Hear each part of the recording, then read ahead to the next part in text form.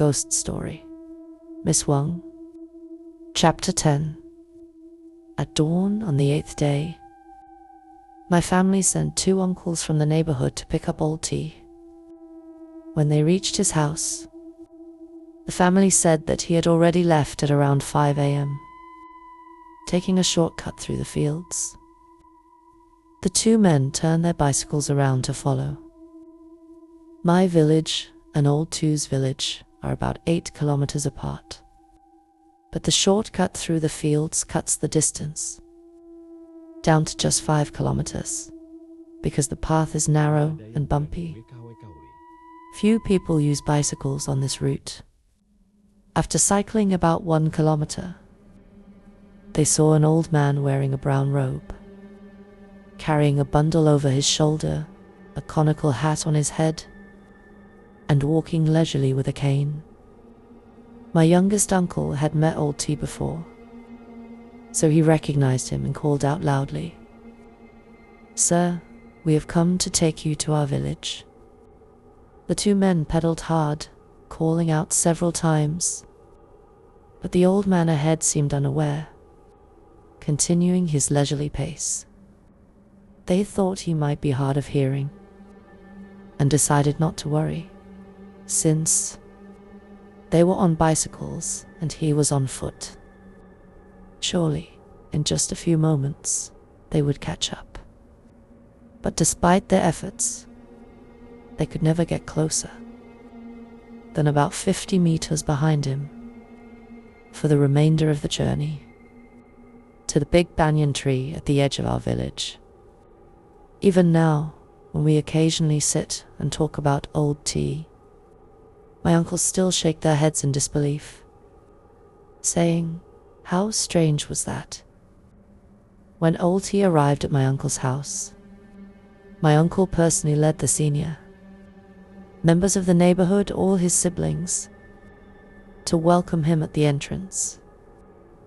My 3rd uncle, who used to be a judge and had once imprisoned old T, also participated, though he seemed a bit awkward and embarrassed. At this point, old T's condition had improved significantly. He looked much better than he had a few days before. However, his eyes remained a dull and blinking occasionally, but then suddenly shooting a sharp, electrifying look, as if that gaze could reveal one's deepest secrets and inner thoughts. The savior had arrived, and my entire family was overjoyed, with the women and aunts bustling around in excitement. After a morning tea session, the young men from the middle village were mobilized to cut bamboo and drive stakes into the ground in a large circle that nearly covered the entire front yard in my uncle's house. Back then, most of the yards were made of dirt, so setting up the stakes was quite quick and easy. The bamboo stakes were driven halfway into the ground, leaving about 30 centimeters protruding. After that, old T handed out a bunch of 5-colored charms to be stuck onto each stake, making sure none were missed. Then, he asked everyone to bring over a large table and place it in the center of the circle. On the table, he requested 3 plates of rice, 3 plates of salt, 2 banana trees as thick as a calf's leg on either side, an incense bowl, and a bamboo branch in a vase next to the incense bowl. The offerings included a boiled chicken, a pig's head, and a plate of sticky rice. Behind the altar table, he hung a large, colorful banner with strange color screen red, purpled with characters resembling upside-down pots and pans, about the size of an egg. Later, I learned these were Sanskrit letters. In the center of the banner was a figure with 3 heads and 6 arms, each arm holding a different weapon. This figure was wearing only a loincloth, with fair skin, standing on 2 burning wheels, and wearing a red cinnabar hat that looked very lifelike. To this day, I still don't know who that figure represents. To the right of the table, he hung a painting of a deity wearing armor, with a bright red face, slanted eyes, and fangs in his mouth, holding a large saber, looking extremely fierce. The most notable thing was that this deity had only one leg. Later, I found out he was the one-legged saint to the left.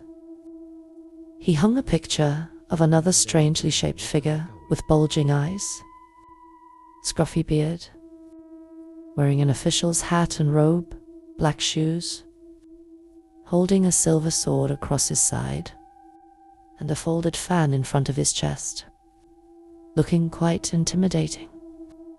As I grew older and learned more, I discovered this was Zhong Kui, the Heavenly Master, a Taoist deity known for exorcising demons and spirits.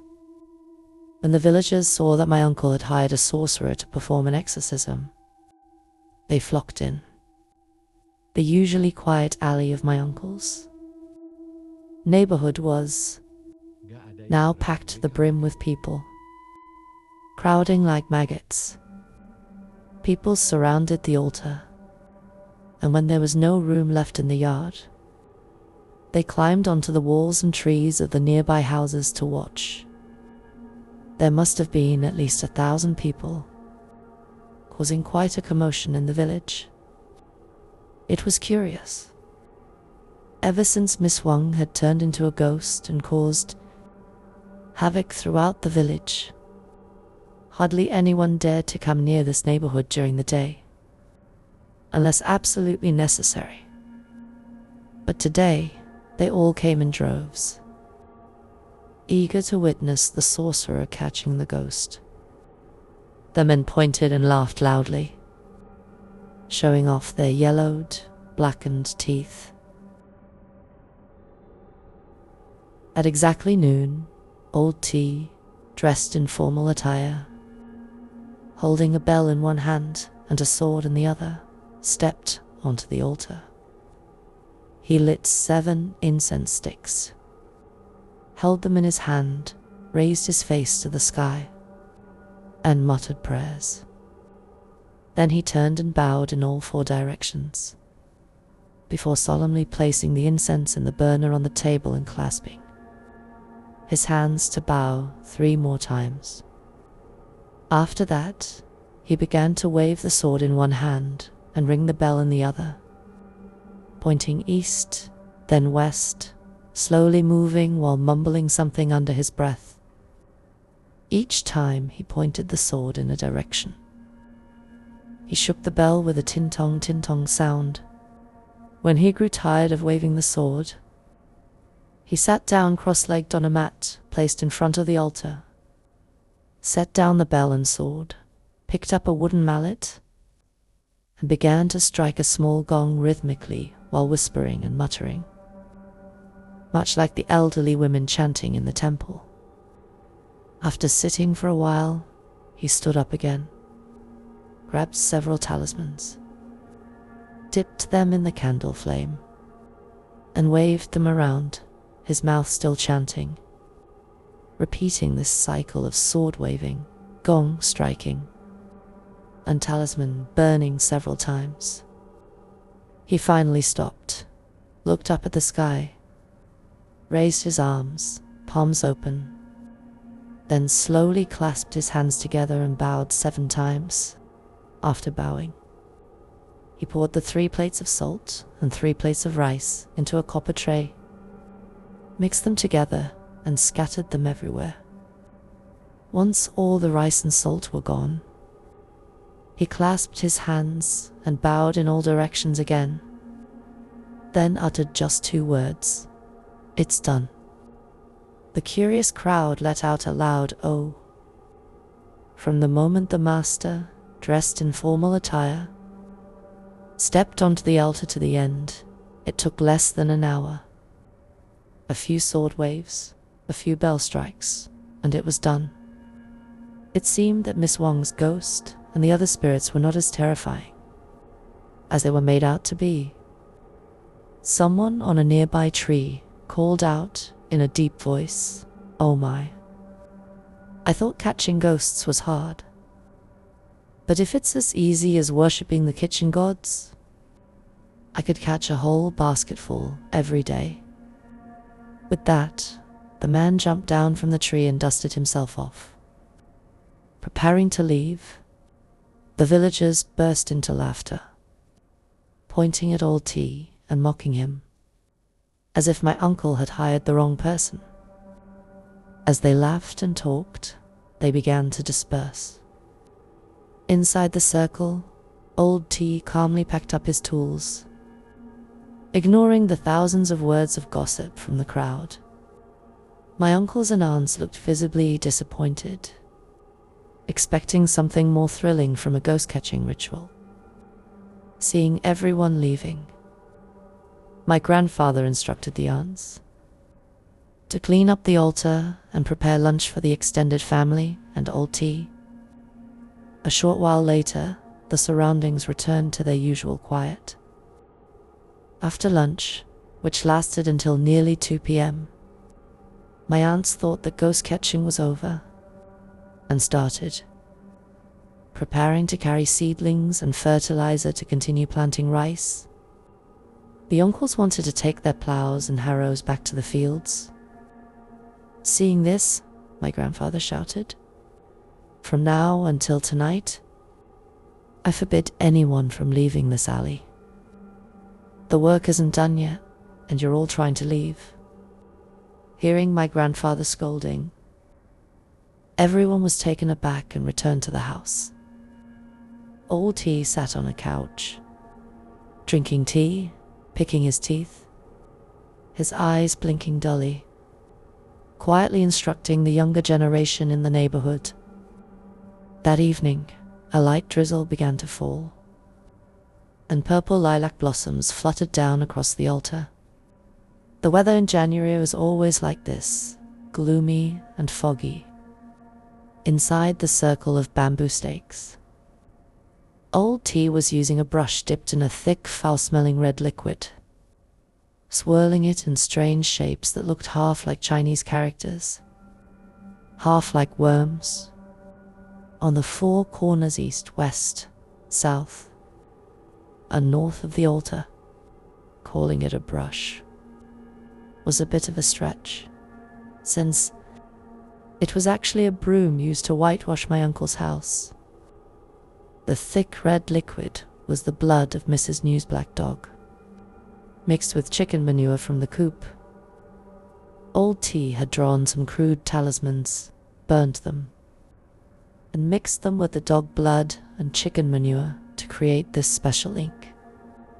On the altar, there was no longer boiled chicken or pig's head, but instead all sorts of miscellaneous items, triangular flags, a black iron sword, a yellowed gourd bottle with its cap removed, a large silk bag covered in Chinese characters, a silver bell with golden letters, and, of course, a pile of talismans of all kinds, from colorful ones to plain white, in various lengths and shapes.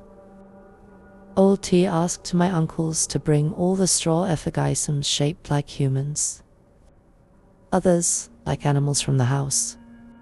He instructed them to scatter the animal effigies around the circle of bamboo stakes, and to place the 2 black-faced human effigies, with their legs bent, kneeling by the altar. The effigy representing Miss Huong and her child was tied to a tall post near where he would sit. Finally, he asked the women to light candles and attach them to all the bamboo stakes that formed the circle. Once everything was set up, old T went inside to have dinner with my extended family. During the meal, he seemed quite solemn and thoughtful, as if he were contemplating something. He hardly spoke, quietly eating 2 bowls of rice before returning to the couch to drink tea. He asked my uncle to send all the children out of the house, close the doors, and then whispered with him for a long time. No one knows what he said, but when the doors finally opened, my uncle's face looked extremely serious and anxious. At exactly 9 p.m., Old T donned a long robe with a yin-yang bagua symbol on the chest, tied a white talisman around his forehead, and, with his hair untied and barefoot, walked from my grandfather's house to the altar set up in Miss Huong's yard. By now, the sky was pitch black. A light drizzle was falling, and the altar in the house flickered with oil lamps. In the yard, a few candles on the altar flickered as well, and a large lantern fueled by fragrant oil burned brightly, while the candles on the bamboo stakes around the circle flickered. From the elderly to the young in my neighborhood, everyone gathered in Mrs. New's house, opening 2 windows to peek into Miss Huong's yard. After lighting the incense and candles, Old T lifted a black iron sword engraved with the 7 stars of the Big Dipper, holding it horizontally as he slowly circled the altar, muttering incantations. After completing a circle, he returned to the altar, tucked a black flag into his belt, and took a sip from the gourd bottle. Then he sprayed the liquid onto 2 hanging effigies, about 2 arms' lengths from where he sat, waved a few talismans in front of his eyes, and sat cross-legged on the mat, muttering incantations, occasionally shaking the silver bell with a ting-tong. The atmosphere was extremely tense now. My family understood this was the real moment. The sorcerer was going to catch the ghost.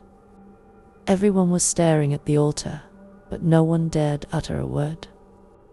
Old T sat cross-legged, chanting, shaking the bell, until around midnight, when suddenly the dogs, cats, chickens, and pigs in my uncle's neighborhood began barking, crying, and howling wildly from the alley entrance. Everyone's hearts raced with fear, knowing Miss Huang was leading the demons and ghosts back. They hurriedly shut the 2 windows tightly and lay still, not daring to breathe heavily. Only a few men dared to peek through the cracks to see what was happening outside. Within moments, there were the sounds of hooves clopping, a plow scraping, heavy breathing, and babies crying that reached the front yard of my uncle's house, Miss Huong's father's house. Amidst all the noise, everything suddenly went quiet, as if the group of demons and ghosts had stopped, realizing there was someone sitting in the center of the altar, in the middle of the yard. Old T remained seated on the mat, his chanting slightly louder than before.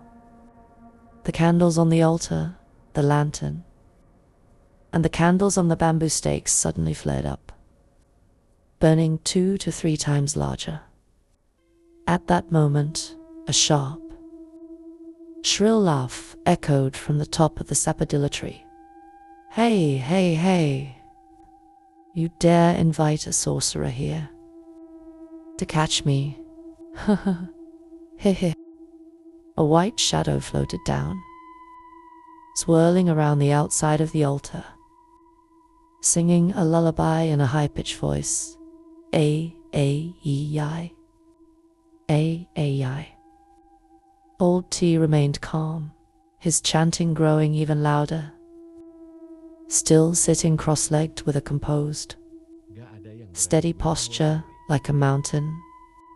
Seeing that Old T remained unfazed, the white shadow became enraged and started taunting in a dark, ghostly voice. "Who are you? You dare set up an altar to catch me? Get lost, or I'll strangle you to death now. Who you? The figure on the mat remained unmoved, chanting even faster and more intensely. "Ghost story. Miss Huang, Chapter 11. Miss Huong's ghost shrieked in a chilling, fragmented voice. Minions, attack, kill that old man. For me, the demon oxen and horses let out a collective grunt, their hooves clattering loudly. A swarm of shadowy, grotesque figures surged past the stakes, rushing toward the altar. A cold air suddenly swept in, like a dense, chilling mist escaping from the depths of hell. Later, my uncles recounted that when the spirits with ox heads and horse faces charged into the circle, the candles seemed to be swallowed by a dark mist. The January night was already dark, but at that moment, it felt like everyone's heads were being plunged into a basin of black ink. Yet, as soon as the spirits entered the circle of bamboo stakes, the candles flared back to life, shining brightly as if nothing had happened. Old T stood up, holding the 7-star sword in one hand and a triangular flag in the other. He pointed the sword at the straw effigies placed in the altar and shouted sharply, "Collect." As soon as he spoke, the small triangular flag made of black silk was waved down. Immediately, the talismans stuck on the straw effigies glowed like flickering fireflies. The effigies began to move, rolling and shifting, accompanied by the sounds of bellowing oxen and neighing horses in the night. Old T waved the flag again and commanded in a deep voice, "Still." Moments later, the effigies froze in place, seemingly subdued by the talismans, all trapped without exception. Miss Huang's ghost remained a hazy, white figure, patting the child in her arms. She glided around the altar and shrieked bitterly, "Ah, so, old man. You're skilled. You caught all my minions. I will kill you." As she finished speaking, she opened her wide, black mouth and spewed a foul, putrid breath towards her enemy. Her hands suddenly stretched out like long poles, with sharp claws reaching for Old T's head. But Old T was just as quick, swinging the sword in front of him while tossing the silk bag and shouting, "Absorb."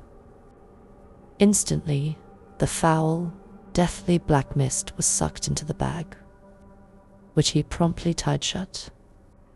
Miss Huong's extended arm, aiming to crush his skull, quickly retracted when it met the 7-star sword. The ghost, frustrated by a failed attack, flew to the top of the sapodilla tree.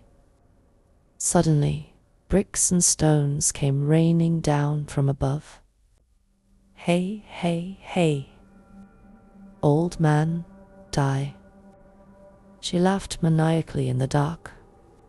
Standing firm in the middle of the altar, Old T raised his sword to the sky.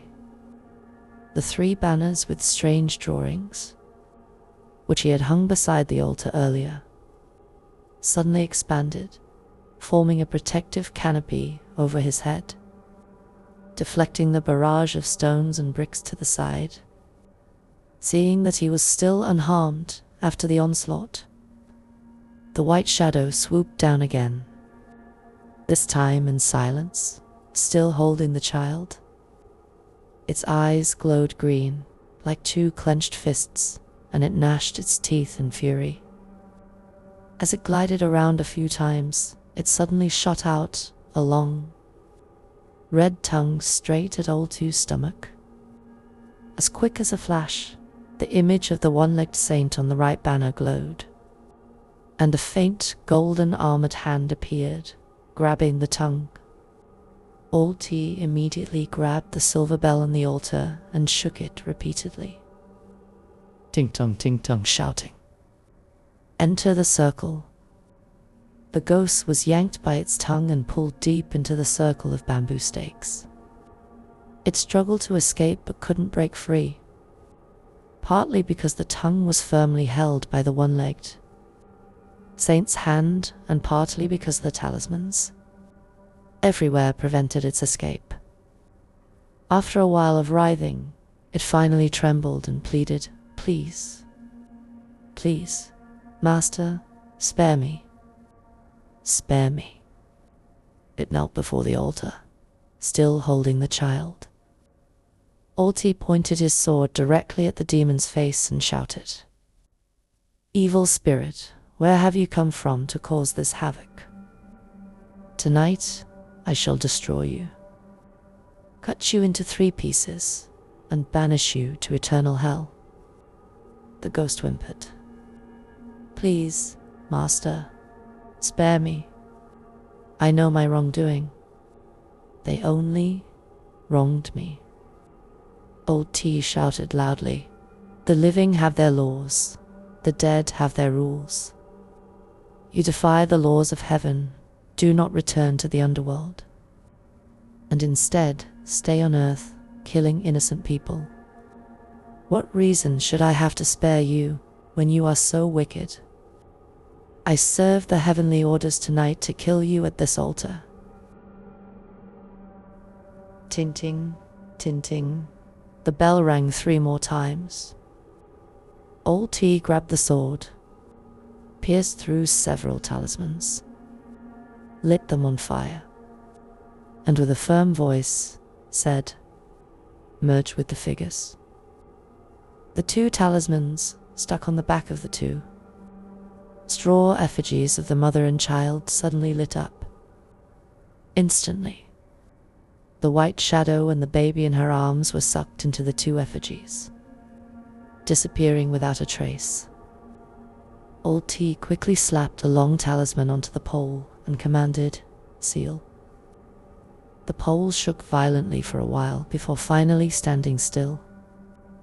At this point, he sheathed his sword and sat cross-legged on the straw mat before the altar, mumbling prayers for a while before standing up, clasping his hands and loudly declaring, "I respectfully invite Zhonghui, the elder Taoist, to draw his sword and subdue the demons." From the left banner hanging beside the altar, the image of Zhonghui, with his messy beard and sword, suddenly flashed.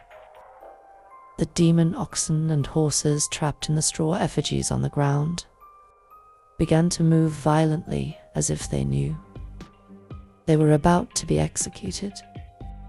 Strangely, no matter how much the effigies rolled around, they were always flung back by the bamboo stakes whenever they touched them, accompanied by mournful howls each time. After struggling for a while, knowing they couldn't escape and being battered by the power of the talismans, they finally lay still, ready to meet their fate. At this moment, Old Two's eyes were bright and sharp. Holding the sword hilt in one hand and the blade in the other, he walked firmly forward, looking entirely different from the man who had appeared in our village earlier that morning. He now exuded an aura just like the depiction of Zhonghui.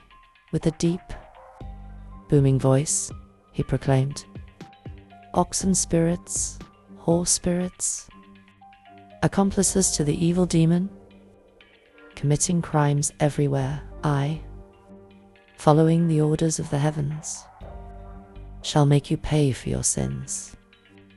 Then came the sound of slash, slash, slash.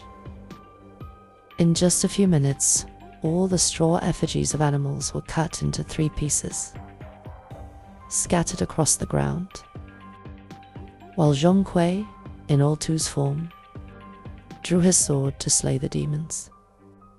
The 2 effigies representing the demon officers, which had been made to kneel beside the altar earlier, began to stir. They silently moved to the base of the pole, where Miss Huong and her child were hanging and spat out.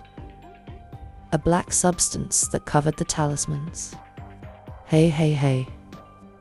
Zhonghui, I'm leaving now. The rope holding Miss Wang and her child snapped with a pop, and the two white figures merged into one and glided behind the altar. Having completed their task, the two demon office effigies collapsed, lying motionless at the base of the pole. The altar faced south, while the direction the ghosts fled was north. The talismans stuck to the bamboo. Stakes might have been able to restrain the weaker ox and horse spirits, but they were no match for the more powerful ghost. Just as the ghost was about to escape, a foul red mist of dog blood and chicken manure sprayed out, creating a putrid screen that covered the ghostly white figure. It rolled around in the mist, grinding its teeth in rage. So, you are clever, burning fragrant oil lamps to hide this filth. Humph, humph. You think you can trap me? At this point, Old T seemed to have lost Shonghui's divine power and slowly advanced, raising his sword and speaking, using the demon officers in such a way. How many lives have you stolen? From within the red mist, a high-pitched voice echoed. Zhong Kui and the one-legged saint I might fear, but your power is limited. How much can you truly summon? The voice was eerily similar to Miss Wang's, but far colder, filled with a terrifying killing intent. Old T shivered, muttering, I knew you had been lingering in the lowlands for a long time, but I haven't tracked where you've been hiding. Now that we've met face to face, why not reveal yourself for a final battle? I have set up this altar here, fully prepared and with the heavens as my witness. Tonight, I will fight to the death to destroy you. Hey, hey, hey.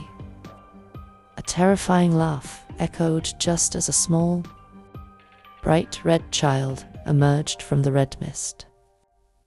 It stood naked, arms crossed, baring its sharp white teeth opposite the old man.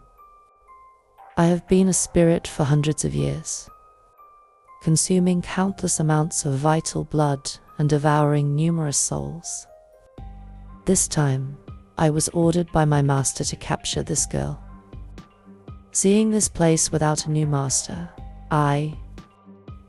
Chapter 12, Conclusion.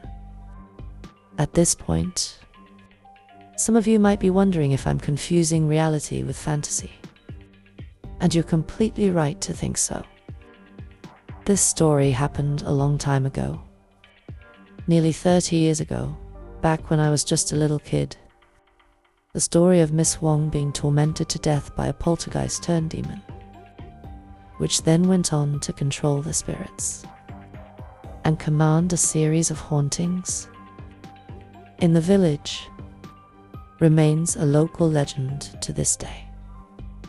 Whenever there's a funeral or a strange occurrence, the elderly always bring it up, especially for those who had once spent time in the mountainous regions of Langsun or Kalbang.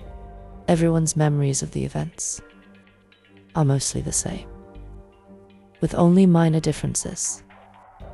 As for the story of Old T using his talismans to battle the demon officers, evil spirits, and Miss Huang and her child, it's even more mysterious and fantastical. Everyone has a different version of the events, even the elders in my neighborhood. Perhaps no one was fortunate enough to witness everything from start to finish with complete clarity. However, I can affirm with certainty that the battle between the sorcerer, Old T, and the evil spirit in my uncle's yard was very real. The details: how Old T set up the altar, how long the fight lasted, how he fought until he spat blood, and how the evil spirit's presence caused dogs, cats, and chickens to Panacall have a high degree of accuracy, since many people recount the same story. The details about the child that Miss Huong held, being a poltergeist turned min and old T nearly dying, were told directly by old T himself to my grandfather. And my grandfather would occasionally mention it during tea or after a few drinks. The rest of the details are bits and pieces I've gathered from various people, each with their own version. I've pieced them together, adding some embellishments for vividness. I didn't witness it myself. I was only 8 years old at the time. If someone had woken me up in the middle of the night to watch a sorcerer fight a ghost, I would have wet my pants. Before writing this chapter, I carefully considered whether to base it on my imagination, drawing from the tailies I collected, and craft a chapter with a more fantastical, supernatural tone, or to write from a more scientific, skeptical viewpoint, sticking strictly to what could be seen or believed. I could have summarized Old Two's ghost fight in a single sentence. He swung his sword and chanted spells until he was spitting blood, and after several hours, he managed to vanquish all the evil spirits. But I decided to let my imagination guide me. The events were so terrifying. The ending had to be just as spectacular, not some abrupt, awkward conclusion. That's why the story begins with a very realistic tone, with just a little embellishment, and becomes more like a fantastical tale when it comes to the ghost-slaying scenes. But enough digression. Tonight, I'll conclude this story so I can finally get some sleep. And you can rest your eyes as well. I don't want this to drag on and become tiresome. So, here's what happened next. The following afternoon, Old T woke up after his perilous battle with the Patouche, centuries-old poltergeist demon. The first thing he did was ask my uncle's family to prepare a ritual to summon the spirit that afternoon, knowing that Old T risked his life to rid the village and our family of this evil. Everyone in the neighborhood was deeply grateful. Mrs. New personally ordered her daughter-in-law to cook a pot of fragrant chicken porridge for Old T to eat when he woke up, to warm his stomach. Sitting cross-legged on the wooden bed, holding the bowl of porridge and a small aluminum spoon, the old sorcerer, who had spent his life exorcising ghosts, trembled uncontrollably. That afternoon, Miss Huong's effigy remained lying on the bed, shrouded in mourning. After chanting prayers and incantations with incense, smoke rising from Miss Huong's altar, Old T asked her elder sister, who worked for the district's food department, to wear a red scarf and summon the spirit. As soon as the red scarf was placed on her head, Old T murmured incantations, then pointed a flag at the straw effigy and shouted, "Emerge!" Though there was no wind outside, the bed curtains around Miss Huong's effigy began to tremble slightly. Old T then pointed the flag to old Miss Huong's sister and commanded, "Enter." Miss Huong's sister suddenly shivered, and with great difficulty, she managed to utter almost powerless words, "I am grateful to the Master for freeing me from the demon." She then turned to Mrs. New and continued, "Aunt New, give me a beetle quid." Everyone in the house, from the oldest to the youngest, was moved to tears, feeling that they could communicate with their deceased loved one, even though the realms of life and death separated them. Miss Huang in her sister's form, was vastly different from the vengeful ghost that had haunted the village. Nightly, Mrs. New, wiping away her flowing tears with trembling hands, prepared a betel quid and handed it to her. "Here you go, dear," she said. Miss Huang chewed the betel quid eagerly, her eyes also filling with tears. Then she cried deeply, as if she had never cried before. Her sobs filled with bitterness, lamenting her fate and voicing her grievances. Her tears mixed with the red betel juice on her face, mouth and eyes flowing down onto the mat like blood, symbolizing her anguish and sorrow. Lightly shook the ghost's suppressing bell with a soft ding-dang, immediately causing Miss Huang's spirit to stop crying and shudder in fear. "If you have grievances, speak them clearly. I know you died unjustly and have suffered for many years now. Speak, or I will sever the spiritual connection," Old T said in a deep voice. Miss Huang, sniffling and sobbing, began to recount what she had endured over the years. It all started when she decided to gather her savings to buy a load of aluminum pots and pans to sell at a local market in the mountainous areas of Langsan. Together with some distant cousins who had married into Bakjian, she exchanged the aluminitons for rice, which she then brought back to Bakjiang to sell for a profit. Over 2 years of doing this, she had accumulated a considerable amount of savings. During her travels across Langsan and the border areas of Kaobang, she met and fell in love with a young man named Osen, also a traveling trader. They got along very well, pooled their resources for business, and even went back to Osen's village to introduce her to his family. This was when the tragedy began. In Osen's village, there was an old shaman named Ahaichi, who was blind in one eye and had a ratter-like face and batter-like ears. Ahaichi was notorious for his dark magic, not only in Langsan and Kaobang, but also across the border. People often came to him when they had urgent matters. Ahaichi was a lecherous man.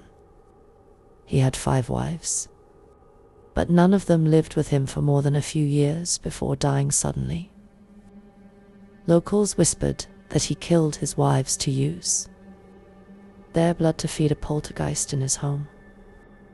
The day Miss Huang was introduced to her future husband's family was also the day Ahaichi, who was related to Asen and was his uncle, was invited to see the future Nisanla.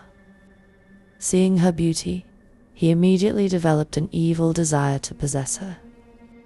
7 days after the introduction, Asen went into the forest, slipped and hit his head on a rock, dying instantly. When Miss Huang heard the news, she hurried back to mourn.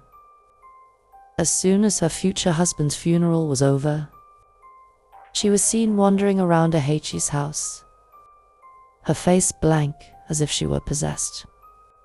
Then, despite the gossip from her in-laws and the villagers, she and the evil shaman began living together as husband and wife. Those who knew the story immediately realized that Ahaichi had used the poltergeist to control her. However, no one dared speak up because the Ahaichi family had long been rumored to harbor a powerful poltergeist, which had been around for several hundred years. This poltergeist had grown into a malevolent spirit, feared by everyone, and no one in the nearby provinces could do anything about it. Later, when Miss Huang became pregnant with Ahaichi's child, he loosened his control over her somewhat. She became less dazed than she was initially. Being intelligent, She noticed the odd changes in herself and, knowing about the various superstitions of the mountainous regions, started to suspect something was wrong. She decided to act friendly towards the old shaman, serving him with utmost devotion. During their time together, the old shaman sometimes boasted about the poltergeist in his home. It had been more than 200 years since his ancestor had created it by strangling their newborn, firstborn, to death right after birth. The baby's body, along with its umbilical cord, was placed in a large bamboo tube filled with a secret medicinal concoction, sealed with talismans, and hidden in a dark corner of the house. Every day, the poltergeist's master, who was also the baby's father, dripped 7 drops of blood into the tube to nourish it, while regularly lighting incense, chanting incantations, and speaking to it. About 3 months later, the poltergeist would start to respond to its master's questions. To make the spirit even more potent, after 100 days, a child was sacrificed every new moon to provide it with blood. After another year, when the poltergeist was nearly complete, the ancestor decapitated his wife, the child's mother, and collected her blood into a large bowl, adding more secret ingredients before submerging the bamboo tube containing the poltergeist in the concoction for 7 days. Thus, the poltergeist, born in hatred and nurtured in blood, became a malevolent entity with unimaginable powers. Unlike ordinary poltergeists, which are used to guard houses and protect against theft, this one was a deadly weapon. If someone stole something from the house, they would return it, or the spirit would kill them. Even if they stole a mere morsel of food, it wouldn't let them go unpunished. In the mountains, particularly in Lang Sun and Khao Bang, if a traveler entered a house and, in their hunger, took some food without permission, they would hear a child's voice counting from a dark corner. 1. If they took another bite, the voice would say, 2. Men who were counted up to 7 times would die, while women could survive until 9 counts. If the homeowner returned, they could save the person in time. Otherwise, a horrific death awaited them. Those captured by the poltergeist often died in extreme agony, with their insides feeling like they were being shredded, their bones twisted, and their sinews pulled tight as if they were being flayed alive.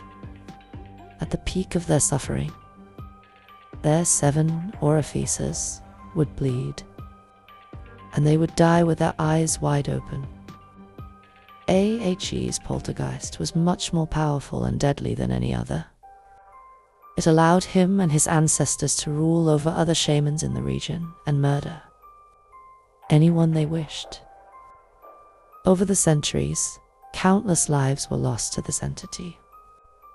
Living with the old shaman, Miss Huang witnessed countless crimes he committed with the help of his malevolent poltergeist. Being kind-hearted by nature, she was terrified but dared not run away, because she feared the poltergeist in the house.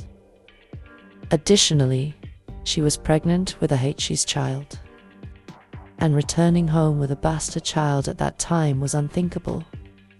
Ahe had 3 sons with his previous 5 wives.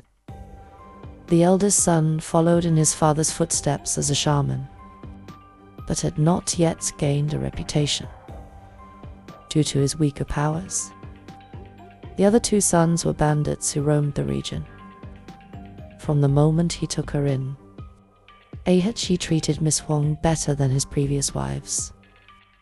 He even had his daughters-in-law serve her like a queen, especially after he found out she was pregnant. His sons and daughters-in-law were bewildered by this treatment.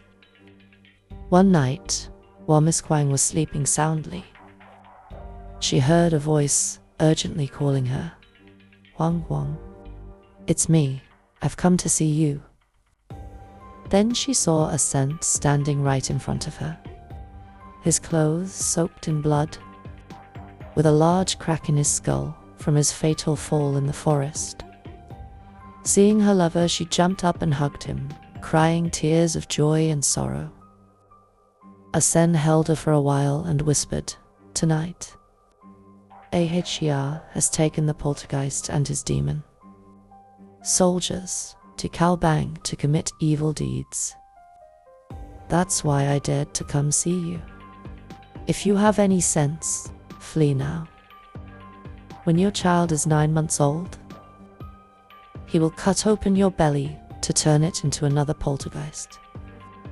Miss Huang woke up in a cold sweat, her body drenched. She saw no sign of a Sen, only the soft sound of crickets under the last fading moonlight of the month. Although frightened, she tried to determine if the dream was real or not.